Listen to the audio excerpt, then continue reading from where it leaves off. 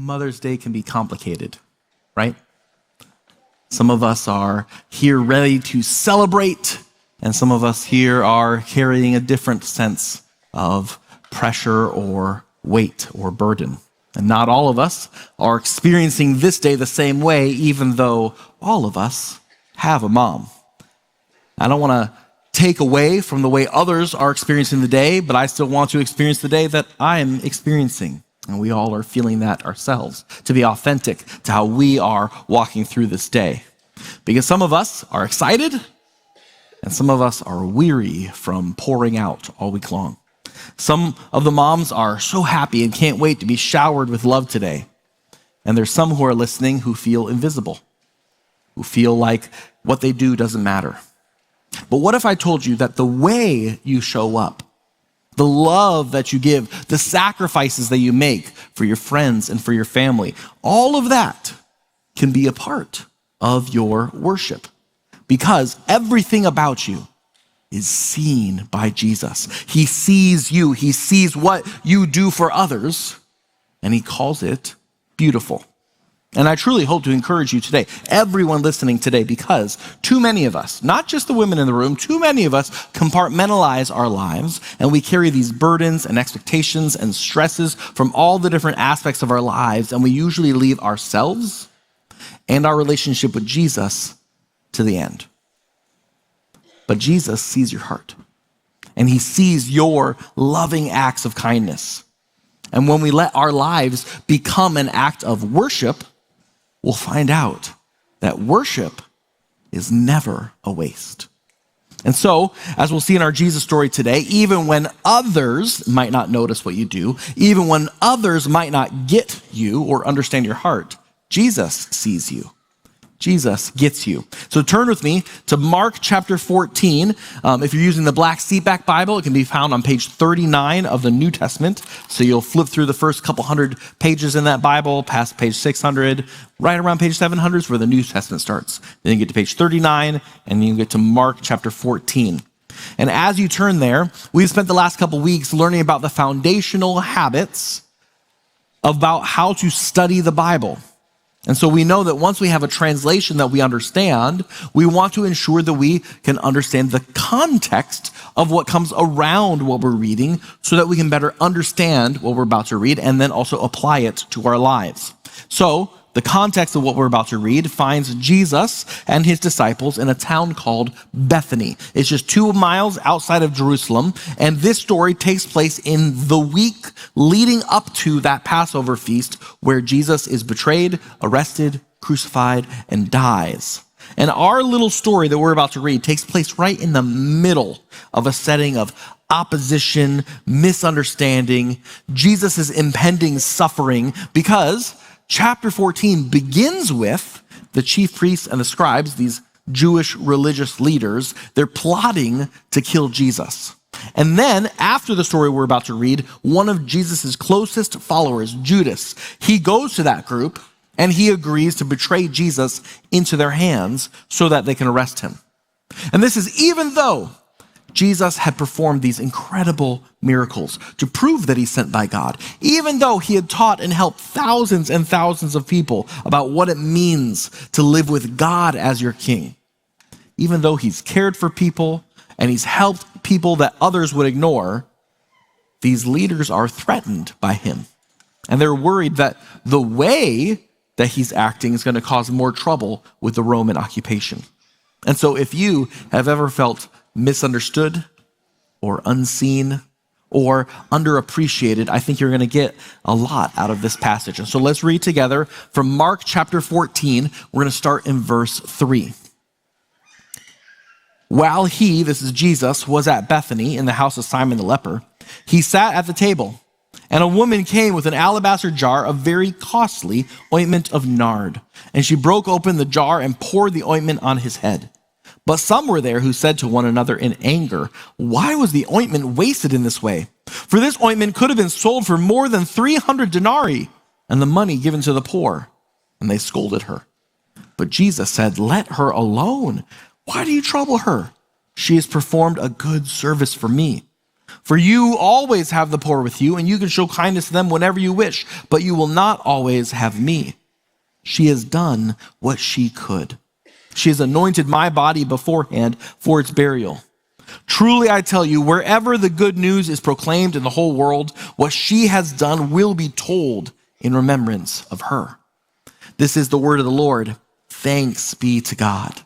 Now, a version of this story appears in all four of the Gospels: Matthew, Mark, Luke, and John. Each gives a slightly different perspective because each is a slightly different biography of Jesus. And Mark, what we just read, tells that the story takes place at a dinner party that Jesus has been invited to at the house of a guy named Simon the leper. Now, we don't know if he used to have leprosy. We don't know if Jesus healed him from leprosy. We don't know, but we do know that he lives in Bethany.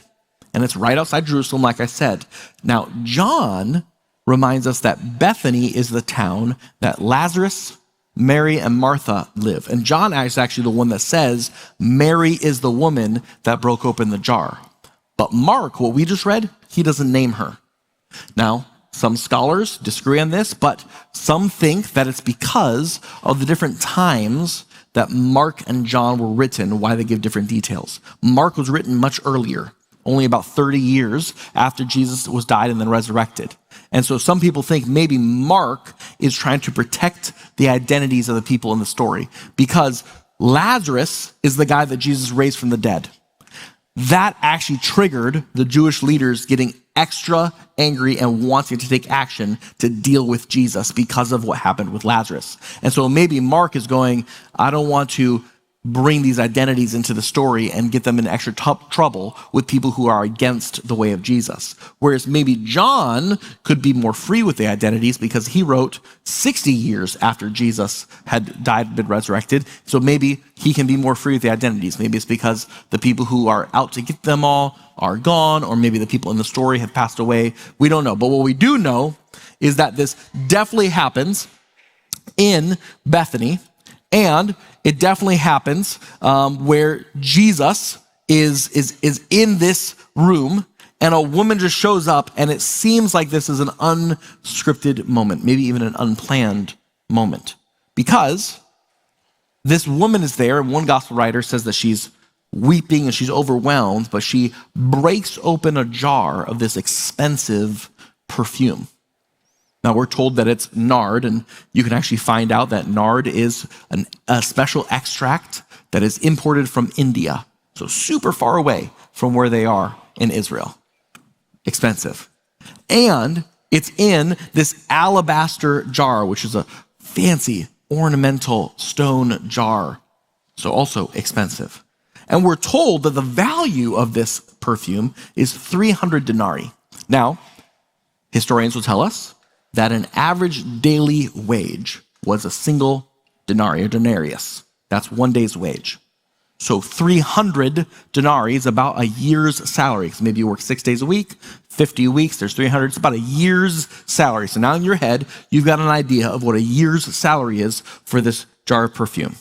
A year's salary. To put it even more perspective, this is Mark 14. Right before this, a couple chapters earlier, Jesus feeds the 5,000. And we know the story with 2 fish and 5 loaves of bread, right? And there's 5,000 men, but it's maybe 15 or 20,000 people there. In that story, Jesus tells his disciples, well, why don't you guys figure out how to feed these people? And they respond, they look at the whole crowd, they go, not even 200 denarii would be enough to feed this crowd. 200 denarii to feed a crowd of thousands upon thousands upon thousands of people. And this woman has a jar that's worth 300 denarii. So this is something that's very precious to her. This is an expensive, valuable thing. It's probably a family heirloom that's been passed down from mother to daughter, from mother to daughter. And then she breaks the jar open, right? She's not just giving Jesus a little. She's not giving him a little and keeping the rest for herself. She has no plans to use any of it for herself later. It's this precious part of this woman's life. Maybe it was given to her as a celebration of her wedding. Maybe it was given to her from her parents as, hey, this is your life savings, guard this. And she breaks it open so she can pour it over Jesus's head.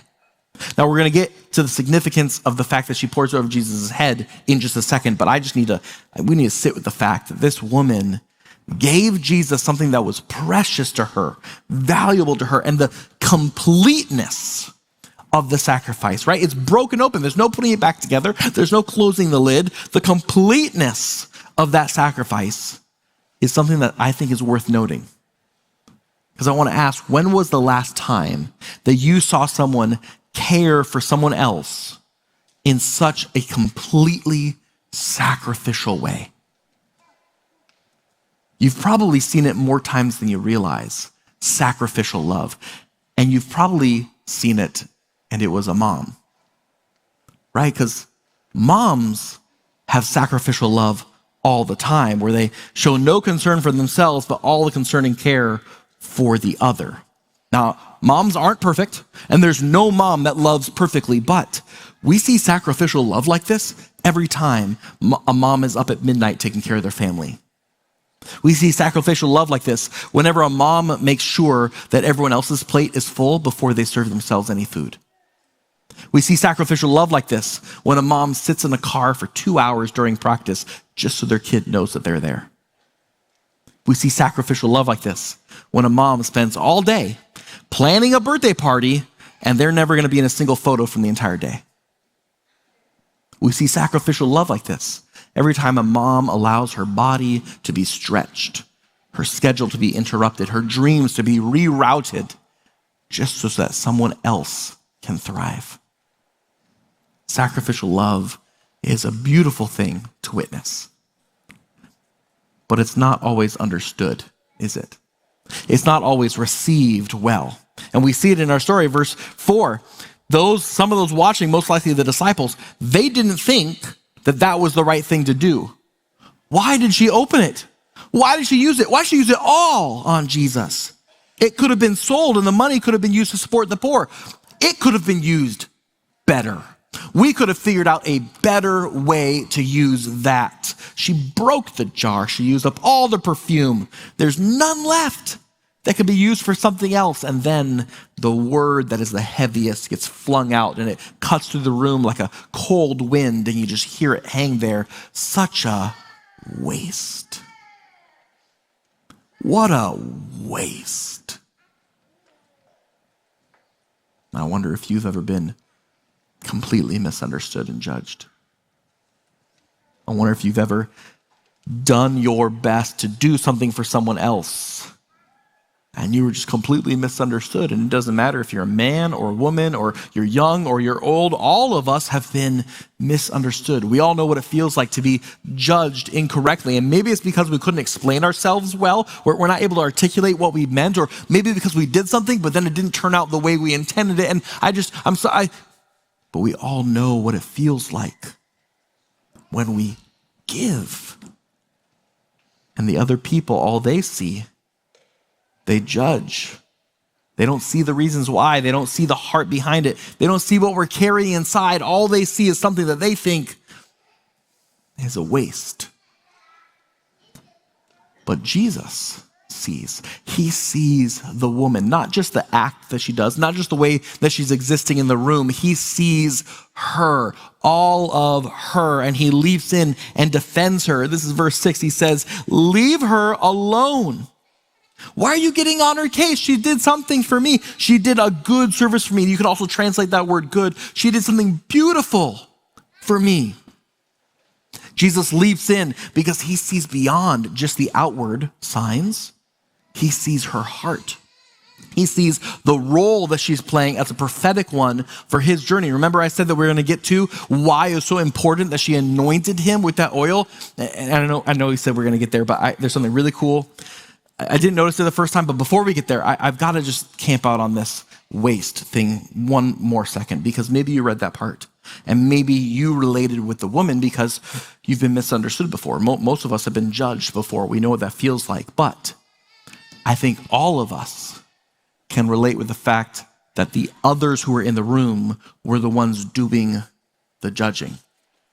I think all of us know what it's like to look at someone and to make a judgment because they were there in that room. They saw that extravagant giving of oil, and they thought to themselves, wait a minute, she's not following the rules, because this was during the Passover. And during Passover in Jewish tradition, you come in with your tithes and offerings for the Lord, but you save a part of it to be given to the poor. That's part of what we're supposed to do. And they see her give all of it, this precious thing, to Jesus, and she's not even saving some of it to give to the poor. She's not doing it right.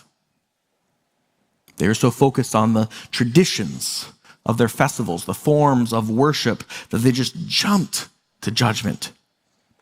And I wonder if there's something to learn for us, right? Like maybe we've disapproved of how someone was dressed in church. Maybe we've gotten frustrated with the noise children were making during a church gathering before. Maybe we've gotten uncomfortable when someone who's near us is clearly not following the rules. Do they know how distracting they are? Don't they see that that's not what we're supposed to be doing right now? I mean, if I'm honest, it's happened to me before. I've totally been focused on what someone else has been doing and then made a judgment in my heart about them. And then I realized that I can't see their heart. So how am I supposed to judge how they're best connecting with God? I can't see their heart. Am I too focused on how others are acting because I'm really just insecure with how I'm acting or how I'm not acting? Oh, I would never do that. Am I too focused on them that I'm missing my focus that's supposed to be on Jesus? But Jesus, in our story, he sees her. He sees her and he defends her, and he even explains what she's doing, because I doubt she knew what she was doing. She didn't know the purpose until he explained it. He says, she's done this good service for me. She's done this beautiful thing for me. Keep reading with me to verse 7. The poor you will always have with you. Jesus is saying that caring for the poor is something that is great. It's amazing. It should happen all the time. But he's making a point about timing. The time for us to care for the poor is all the time. But the time that this woman could participate in Jesus' story was now. So keep reading with me to verse 8. She has done what she could. She did what she could. She wanted to honor me and show me love and worship, and she did, but she didn't even understand why it was exactly what was needed. She anointed his head with oil, and in the Old Testament, prophets normally anointed the head of the next king to declare that God was with this leader. She anointed his head with oil, but then he explains it even further. She's prepared my body with this perfume, preparing it for burial, because that was a step that was needed in order to mask the scent. When a body was prepared for burial, they would cover it in all this expensive perfume and then wrap it up. He's saying she is a part of that. Not only was he about to enter into Jerusalem and declare himself as king of all creation, yes, but his crown would be a painful one of thorns, and his throne would be the grave. Not only was he showing up as the king, the disciples didn't understand it then. The woman didn't understand it then, but she was preparing his body for his journey, his brutal path to victory. She had a misunderstood act of worship, but it was seen by Jesus. He called it beautiful because it was her way of honoring him, honoring the path that he was going to take. Her act of worship, it wasn't beautiful because she was correct in her understanding of theology, right? Like, I doubt she understood what she was doing. I doubt she understood she was anointing him king. I doubt she understood that she was preparing him for burial. He didn't applaud her proper theology. No, he defended her, and he highlighted her loving actions as beautiful because they were acts of worship. Now, in Matthew's gospel, Jesus tells his disciples that their loving acts of care and compassion are actually acts of worship towards him. And he lists all the different ways that you can help a hungry person, or be kind to a stranger, show them hospitality, how you can visit a sick person or a prisoner. And then he says, whatever you did for the least of these, you did for me. Jesus is saying that every act of love and compassion towards others can actually become an act of worship. And Jesus sees your heart.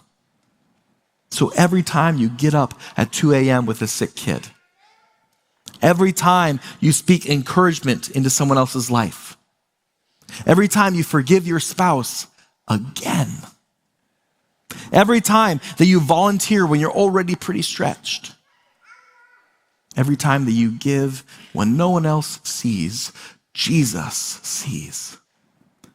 He calls it beautiful. Because true worship isn't being seen by others. It's not about being understood or validated by others. True worship is about being known by Jesus. And just look at how Jesus points out that her acts of devotion and worship actually create a legacy that lives on. This is verse 9. He says, truly I tell you, wherever the good news is preached, wherever the gospel is preached throughout the world, what she has done will also be told in remembrance of her. That's legacy. She didn't know that she was preparing him for his burial. She didn't know that her story would inspire millions of people over thousands of years. She just gave what she could. She gave what she could in love. And Jesus took that and multiplied it, because Jesus always takes what we give him in love and he multiplies it to have even more impact, to have even more of a change than we could have imagined. And this is true for everyone listening right now. You might never know the impact of your love towards others, but God is building something eternal with our faithfulness. So we shouldn't just think of our days as filled with justs, right? It's not just parenting. It's not just serving at church. It's not just showing up for our friends and family. When it's done in love, it can become an act of worship. It's an act of faithful devotion to our King. And then it's not just anything. It's powerful. It's seen by Jesus, and it's remembered, because worship is never wasted. So what is God saying to you today?